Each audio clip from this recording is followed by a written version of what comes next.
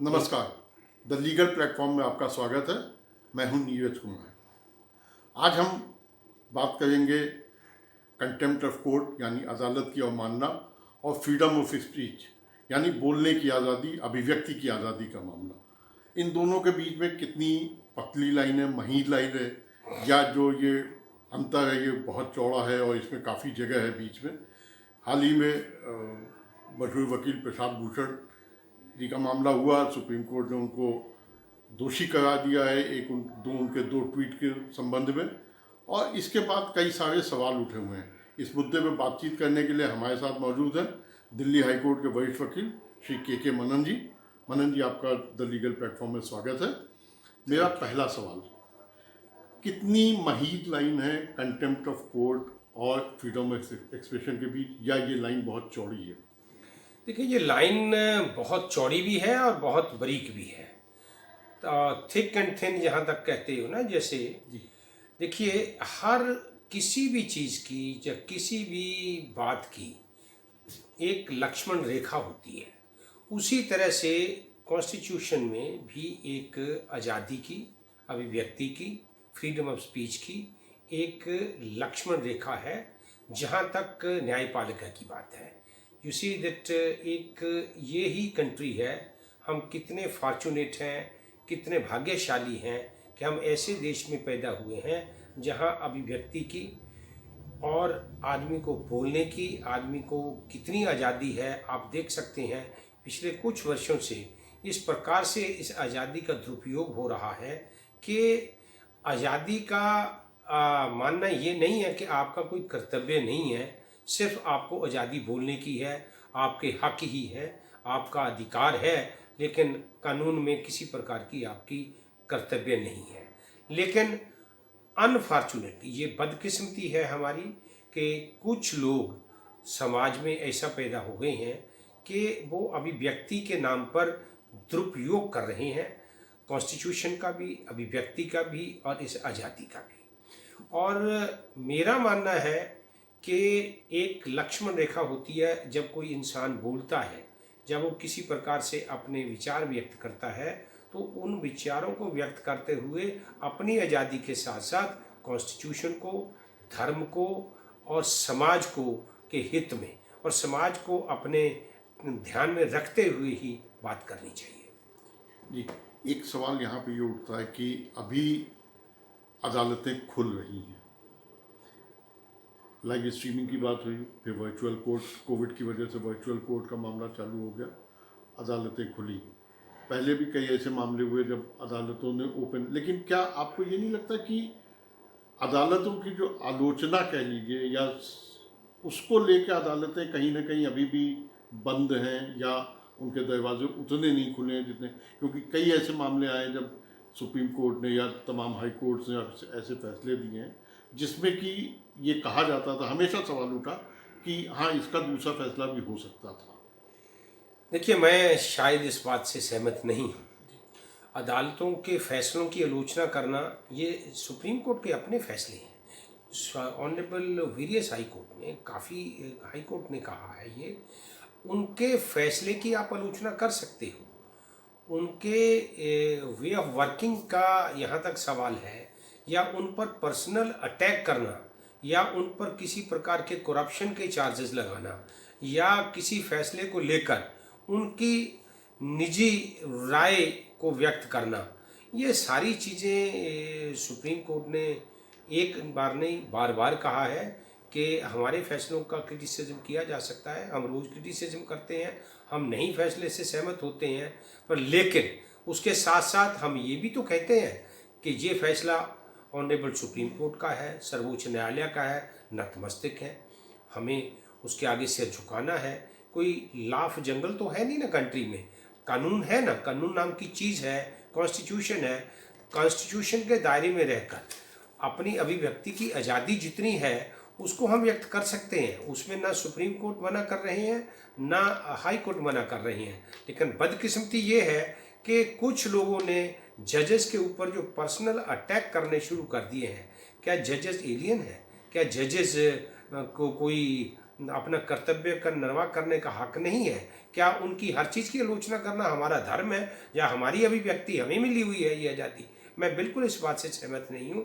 जजेस अपना कर्तव्य का पालन कर रहे हैं, न्यायपालिका अपनी कर्तव्य का पालन करती है और जनता को, वकीलों को या समाज के हर वर्ग में जो भी व्यक्ति रहता है उसको क्रिटिसिज्म करने का, किसी जजमेंट का पूरा हक है, लेकिन उस हक को की एक रेखा है, लक्ष्मण रेखा है, उसको लांघना नहीं है, उसको पार नहीं करना होता है। यहाँ पे एक छोटा सा सवाल ये उठता है कि आपने कहा कि जजेस भी ह्यूमन बीइंग हैं और वो भी पढ़ते हैं, देखते हैं, चीज़ें समझते हैं, लेकिन जब अदालतों की बात आती है, जब अदालतों में भी कई बार ये सवाल उठाए गए कि आप तमाम चीज़ें बाहर छप रही हैं, मीडिया, बेसिकली मीडिया से, या अब तो सोशल मीडिया भी हो गया, उसमें भी तमाम चीज़ें आती रहती हैं, तो अदालतें हमेशा ये कहती रहती हैं कि बाहर कुछ भी होगा उससे हमें कोई फ़र्क नहीं पड़ता, हमें उस पर, हमारा उस पर कोई असर नहीं पड़ता, हम जो अदालत के अंदर जो हमारे सामने कागजात हैं, सबूत हैं, या जो भी हमारे सामने तथ्य पेश, हम सिर्फ उन पे बेच के, तो ये दो कॉन्ट्रडिक्शन वाली बात नहीं है कहीं? थोड़ा सा मैं इस बात से, विचार मेरे थोड़े भिन्न हैं, मैं सहमत नहीं हूँ। जजेस भी रोज़ टीवी देखते हैं, जैसे आपने देखा कि ये केस सुशांत सिंह राजपूत का चला हुआ, पूरा ब्रह्मांड उसका सीबीआई की इंक्वायरी मांग रहा है। वो जब जिस समय निर्भया का केस आपने देखा है, तो न्यायपालिका भी, जितने भी न्यायाधीश हैं, ये टीवी भी देखते हैं, अखबार भी पढ़ते हैं, ये बात सही है कि वो इन्फ्लुएंस कितना होते हैं कितना नहीं होते हैं पब्लिक परसेप्शन से, ये उन पर निर्भर करता है। पर लेकिन आम तौर पर मैंने देखा है 99.9 जजेस इन्फ्लुएंस नहीं होते हैं। कानून में क्या है, तथ्य क्या है केस के, उसी के मुताबिक केस का फैसला करते हैं। लेकिन कुछ हद तक ये मीडिया ट्रायल जो होते हैं, जब मीडिया या पब्लिक परसेप्शन, सोशल जो नेटवर्किंग आजकल चल रही है, सोशली जिस तरह से आजकल माहौल बन रहा है मोबाइल के माध्यम से या टीवी के माध्यम से, उसका परसेप्शन भी थोड़ा बहुत काम तो करता है। हाँ, ये ज़्यादा नहीं करता है, ये बात सही है, मैं टोटली एग्री करता हूँ जजेस से कि वो शायद इस बात से प्रभावित नहीं होते हैं कि बाहर क्या बात हो रही है। जजेस के सामने तथ्य रखे हुए हैं केस की, जजेस के सामने एक लॉ है, उस लॉ से बाहर नहीं जा सकते, उन तथ्यों से बाहर नहीं जा सकते।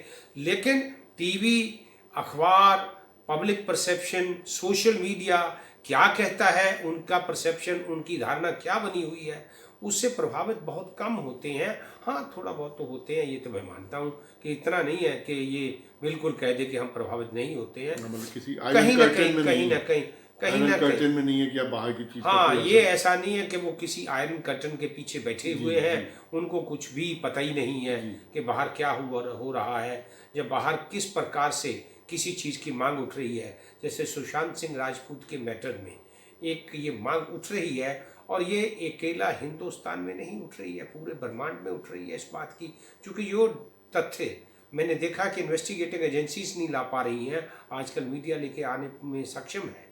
ये बात मैं कहना चाहूँगा। मैं रिपब्लिक टीवी को देखता हूँ, अर्नब गोस्वामी ने ऐसी ऐसी चीज़ें निकाल दी हैं कि मैं हैरान हूँ कि इन्वेस्टिगेटिंग एजेंसी नहीं निकाल पाई उसको। इन्वेस्टिगेटिंग एजेंसीज टोटली प्रोफेशनल नहीं है उसके मुकाबले में, तो मैं इस बात से सहमत हूँ जी।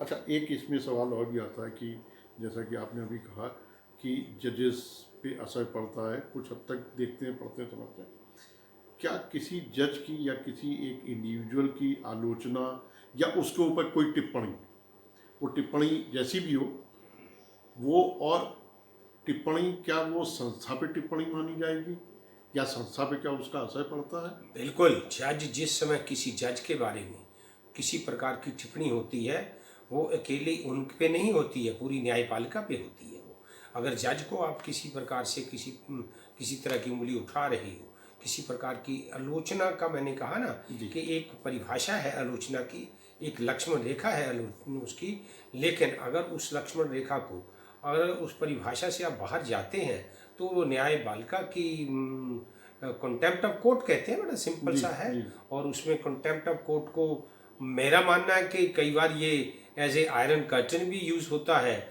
लेकिन आमतौर पे आपने देखा है कि न्यायपालिका रोज़ किसी पे कंटेम्प्ट ऑफ कोर्ट नहीं करती है।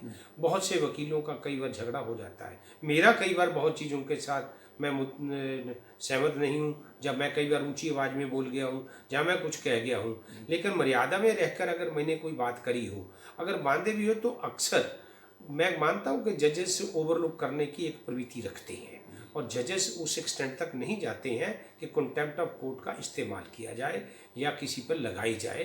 ये उससे जुडिशरी अक्सर ये बचती है, लेकिन जिस समय कोई एक्सट्रीम हो जाता है तो कंटेम्प्ट ऑफ कोर्ट का नोटिस आता है, अदरवाइज कंटेम्प्ट ऑफ कोर्ट का नोटिस यूजुअली नहीं देते हैं वो। अच्छा, एक चीज़ और थी। अ, अ, 4 जजेस ने सुप्रीम कोर्ट की एक प्रेस कॉन्फ्रेंस की थी, जो हिंदुस्तान के इतिहास में पहली बार हुआ था, और अपने ही चीफ जस्टिस के खिलाफ, और उसमें तमाम ऐसे बयान भी आए थे कि हम डेमोक्रेसी ख़त्म हो जाएगी, अगर हम नहीं करेंगे तो हम आने वाली पीढ़ियों को क्या जवाब देंगे। क्या वो कंटेम्प्ट ऑफ कोर्ट था? दूसरा मामला जस्टिस कर्णन वाला था। मैं मानता हूँ जस्टिस कर्णन ने भी कई कदम अपने लक्ष्मण रेखा कई जगह लांगी, लेकिन वहाँ भी एक कंटेम्प्ट ऑफ कोर्ट चला, उनको सज़ा दी गई और उसी सज़ा के बीच में ही वो रिटायर भी हो गए। इन दोनों मामलों को और कंटेम्प्ट ऑफ कोर्ट और फ्रीडम ऑफ स्पीच को आप कैसे देखेंगे? देखिए, जस्टिस कर्नन का यहाँ तक सवाल है, उन्होंने तो सारी हदें पार कर दी थी। वो कंटेम्प्ट ऑफ कोर्ट का मैं बता दूं, अगर क्रिमिनल कंटेम्प्ट ऑफ कोर्ट है तो ताजीवन कारावास भी हो सकती है, जीवन भर कारावास हो सकती है, जब तक सुप्रीम चाहे उनको बंद रख सकती है। कर्नन का केस तो ऐसे ही था कि उसको तो चलो रिटायर हो गए वो सजा के बीच में, कोर्ट में ना आना, कोर्ट के प्रति, चीफ जस्टिस के प्रति इस तरह की भाषा का प्रयोग, सारे सुप्रीम कोर्ट के जितने सिटिंग जजेस थे सबके खिलाफ हुई। मैं चीफ जस्टिस की बात कर रहा हूँ, सिटिंग चीफ जस्टिस उस समय जीएस कहर साहब थे, one of the finest chief justice रहे हैं वो, और उन पे किसी प्रकार की उंगली नहीं उठती थी। लेकिन फिर भी मिस्टर जस्टिस कर्नन ने जिस प्रकार की भाषा का उपयोग किया, जिस तरह से उनका कंडक्ट था, वो बिल्कुल फिट फॉर कंटेम्प्ट था। उसमें तो किसी प्रकार की कोई टिप्पणी की मुझे नहीं लगता आवश्यकता है। लेकिन यहाँ तक 4 जजेस की बात है, उन 4 जजेस में 3 जजेस तो ऐसे थे जिन पे कतई उंगली नहीं उठती थी। उनका बाहर आके बैठना, सुप्रीम कोर्ट के प्रांगण में एक प्रेस कॉन्फ्रेंस करना, एक अपने आप में एक एग्जाम्पल थी, और वो एग्जाम्पल देश के लिए थी, समाज के उत्थान के लिए थी, समाज के लिए थी, और न्यायपालिका की व्यवस्था के लिए थी। वो एडमिनिस्ट्रेटिव तौर पर उन्होंने ये किया था कि एक हमारे चीफ जस्टिस, उस समय हमारे चीफ जस्टिस दीपक मिश्रा जी थे, रादर उनके खिलाफ sitting 4 high court supreme court के जजेस का जिस तरह से प्रेस कॉन्फ्रेंस करना था, वो भी उनमें से उसके बाद जो एक चीफ जस्टिस बने हैं गगोई साहब, वो भी थे, लेकिन उन पे कितनी उंगलियां उठी हैं, लेकिन बाकी 3 पे किसी प्रकार की कभी कोई उंगली नहीं उठी है। लेकिन जस्टिस गगोई पे उंगलियां उठी हैं, और उन्हीं 4 जजेस ने उठाई, 4 में से 3 ने उठाई हैं, लेकिन वो थिन, बहुत ही नैरो उस पे था। लेकिन कंटेम्प्ट का नहीं बनता था वो मैटर, चूँकि उन्होंने किसी प्रकार की पर्सनल अटैक नहीं किया, करप्शन चार्जेस नहीं थे, एडमिनिस्ट्रेटिव जिस तरह से वर्क कर रहे थे चीफ जस्टिस उस समय के, उसके बारे में उनकी टिप्पणी थी और किसी प्रकार की नहीं थी, इसलिए उन पर कंटेम्प्ट नहीं बनती थी। अच्छा, अगर हम हिंदुस्तानी सुप्रीम कोर्ट या जो हाई कोर्ट्स हैं, कोर्ट ऑफ रिकॉर्ड्स जो हैं, उनकी बात करें, और अमेरिका और इंग्लैंड की बात करें, जो और दुनिया की सबसे बड़ी डेमोक्रेसी, सबसे पुरानी दोनों डेमोक्रेसी, जो सबसे बड़ी और लिबरल डेमोक्रेसी जिन्हें हम कहते हैं, अमेरिका में तो फर्स्ट अमेंडमेंट के बाद ये कह दिया गया कि कंटेम्प्ट ऑफ कोर्ट का अगर कोई मामला आता है तो फ्रीडम ऑफ स्पीच का जो राइट है वो प्रिवेल करेगा, कंटेम्प्ट ऑफ कोर्ट की धारा नहीं प्रिवेल करेगी अगर कोई क्लैश होता है। ब्रिटेन में एक मामला हुआ जिसे स्पाई कैचर के कहते हैं, आप भी जानते होंगे, कि उल्टी फ़ोटो जजेस की छापी गई अखबार में, और उसमें क्या कहते हैं, यू ओल्ड फूल्स करके हेडलाइन लिखी गई। उसके बाद भी जो सिटिंग जज थे, जो हाउस ऑफ लॉर्ड के जज थे, उन्होंने कहा कि भाई मैं तो बुढ़ा हूँ, इसमें क्या गलत बोल रहे हैं, बिल्कुल सही बोल रहे हैं, और जहाँ तक वो मुझे फूल कहने की बात है तो ठीक है, उनका परसेप्शन है, मुझे नहीं लगता कि मैं फूल हूँ, उनका तो ये जो खुलापन, ये जो क्या कहते हैं ओपननेस कह लीजिए आप, और एक लिबरल व्यू है कि ठीक है भाई किसी ने मुझको, यहाँ पे क्या आपको उतना देखने को मिलता है अगर दोनों को कंपेयर करें तो? यहाँ तक अमेरिका का सवाल है, अमेरिका में तो प्रेसिडेंट के लिए भी अभी आपने देखा होगा थोड़े दिन पहले इंडियन एक्सप्रेस में था कि अमेरिका के प्रेसिडेंट को भी वहाँ की जुडिशरी ने बख्शा नहीं है, उन पे भी टिप्पणी कर दी है क्योंकि वो अब लॉ नहीं है। इसी तरह हमारे भी यहाँ ऐसा ही है।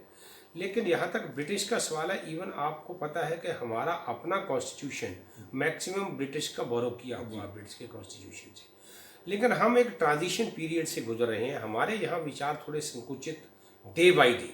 पहले जजेस तो और भी उनकी विचारधारा बहुत ही विशाल थी, विशाल हृदय रखते थे। अब थोड़ा सा लगता है कि एक आध कोई जज ऐसा हो सकता है, जबकि मुझे नहीं लगता, फिर भी है एक आध दो जजेस हो सकते हैं जो संकुचित विचार रखते हैं। और जहाँ तक आपने ब्रिटिश के उन जज साहब की सवाल किया है, बताया है कि उनकी उल्टी फ़ोटो छाप दी और उनको बूढ़े और फूल कह दिया, फूलिश कह दिया, ये उनका आप देखिए विशाल हृदय कितना था, कितना वो अपने उस कॉन्स्टिट्यूशन को कितना बड़ा कर देते हैं, कितना बड़ा अपनी डेमोक्रेसी को कर दिया उन्होंने। उसको आई सैल्यूट दैट जज और the judiciary in British simultaneously. हमारे यहाँ भी जुडिशरी न्यायपालिका एक सबसे बेहतरीन सर्वश्रेष्ठ आप कह सकती हैं, भारत की जुडिशरी भी।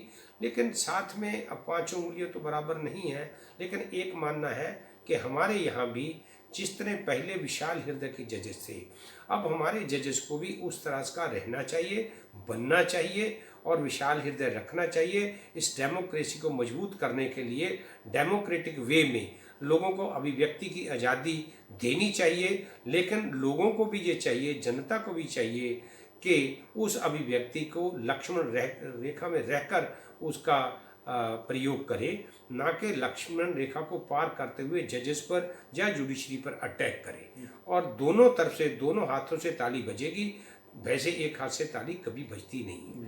इसी प्रकार से मेरा मानना ये है कि हमारे यहाँ आज भी मैं मानता हूँ कि हमारी जो जुडिशरी है वो, वैसे तो हर कंट्री कहता है हमारी जुडिशरी सुप्रीम है, हमारी जुडिशरी से अच्छा कोई भी नहीं है, लेकिन मेरा फिर भी मानना ये है कि कहने को कोई कुछ भी कहे, लेकिन भारतवर्ष की जो जुडिशरी है, यहाँ की जो न्यायपालिका है, वो बहुत ही बेहतरीन, सर्वश्रेष्ठ और उम्दा किस्म की मैं कह सकता हूँ जुडिशरी है, जिसको मैं सैल्यूट करता हूँ।